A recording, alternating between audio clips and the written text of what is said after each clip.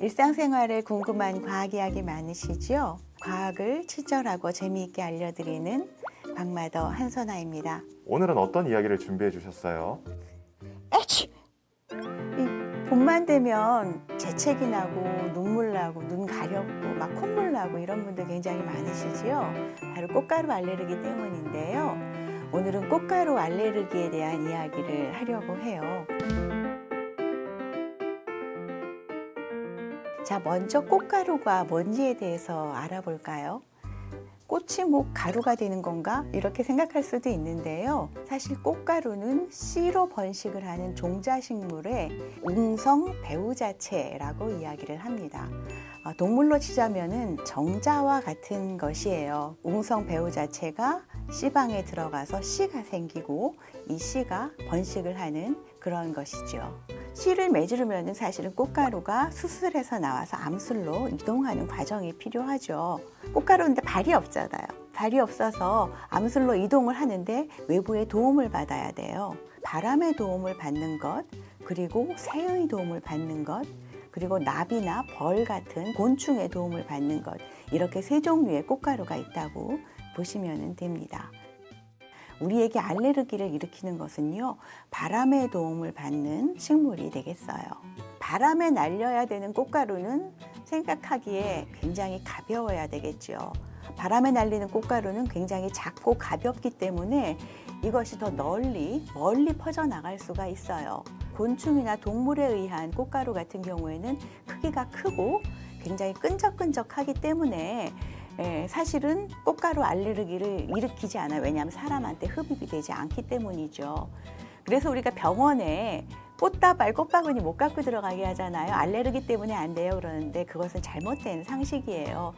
그 병원에 가지고 들어가는 예쁜 꽃이 피는 것들은 대개 이제 그 바람에 의한 것이 아니라 충매화 또는 그 조매화들, 새나 벌레가 옮기는 것이기 때문에요. 꽃가루 알레르기를 일으키지 않거든요. 그래서 병문안 가실 때 꽃다발 가져가셔도 됩니다.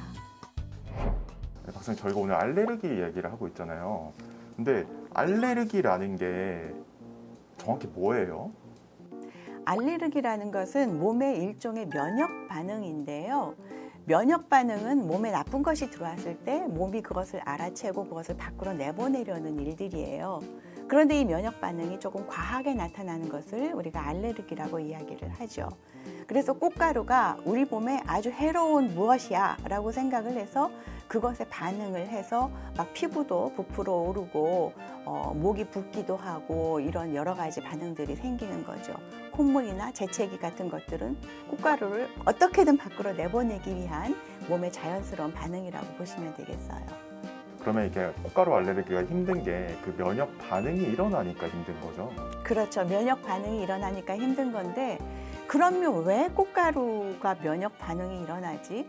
사실은 그 과학적으로 이것이다라고 명확하게 밝혀지지는 않았어요. 그렇지만 이것일 것 같은데? 라고 과학자들이 생각을 하는 게 한 가지가 있는데요. 바로 기생충으로 오인하기 때문이다. 이런 것이 꽃가루 알레르기의 원인으로 지금 연구 결과가 나오고 있어요. 아니, 근데 생긴 게 전혀 다르잖아요, 기생충과 꽃가루는. 뭐 생긴 건 다르지만 이것의 물질을 구성하는 이제 기본으로 들어가다 보면 이제 단백질이 나오거든요. 이 단백질을 조사를 해보니까 기생충에서 추출한 단백질이 7만 개가 된다고 하더라고요. 그리고 이 7만 개 중에 2,445개의 기생충 단백질이 꽃가루 단백질과 상당히 비슷하다.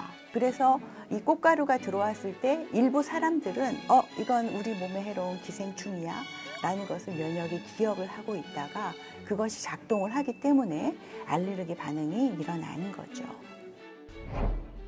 보통 봄이 되면은 저희가 꽃가루 알레르기로 고생을 하는데 그 어떤 꽃이나 뭐 식물 때문에 그렇게 되는 거예요? 자, 꽃이 아니다라는 것은 제가 말씀을 드렸어요. 우리가 흔히 꽃이라고 하는 것이 아니다. 나무에서 알레르기가 많이 오는데요. 사실 봄에 가장 많이 꽃가루가 날리는 수종은 소나무예요. 그런데 소나무 다음으로 꽃가루가 많이 날리는 것이 참나무입니다. 그런데 알레르기는 소나무보다는 참나무가 훨씬 더 많이 일으켜요.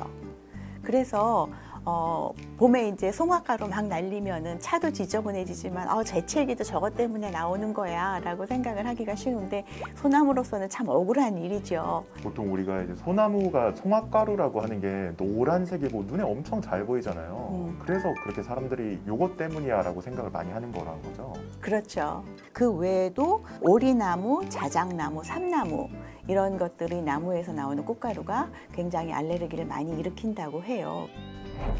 이 참나무 이 친구들도 번식을 해야 되고 봄이 되면 당연히 날리는 건데 저희가 이제 계속 고생을 하게 되잖아요. 이 꽃가루 알레르기를 치료할 수 있는 방법은 없어요? 이게 면역작용이기 때문에 사실 증상을 치료하는 것은 항히스타민제라든가 이렇게 뭐 가려움증을 치료하는 약, 재채기를 치료하는 약 이런 것으로 증상을 완화시킬 수는 있는데요. 근본적인 치료 방법은 아니고요. 이 면역작용에 의한 질병은 면역을 약화시키는 치료 방법을 써요. 알레르기를 일으키는 꽃가루에 계속 접촉을 하게 만들어요. 이것을 아주 작은 양부터 시작을 해서 접촉을 지속적으로 하게 해서 면역 관용이라고 면역이 굉장히 관대해지는 거죠. 나중에 꽃가루가 들어와도 면역 반응을 일으키지 않아서 알레르기가 일어나지 않기 때문에 이렇게 치료를 하는데요. 치료 효과가 상당히 있다고 하더라고요. 80 내지 90%의 환자가 지속적인 증상의 완화를 경험했다고 해요.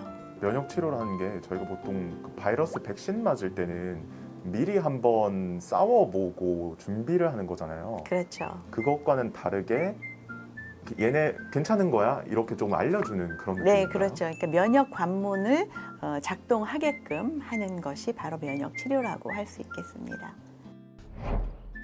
꽃가루 알레르기 때문에 꽃가루를 최대한 피하고 싶어도 피할 수가 없잖아요. 근데 어떤 분들께서는 정말 꽃가루가 없어지면 좋겠다라고 생각하시는 분들도 있을 거예요. 그런데 꽃가루가 만약에 정말로 없어지게 된다면 어떤 일이 일어나게 되나요?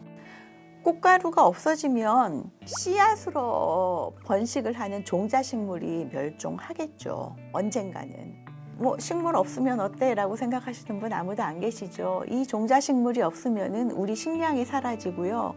그 식물을 먹는 동물도 사라지기 때문에 결국은 모든 생명체가 멸종을 할 수밖에 없는 거예요.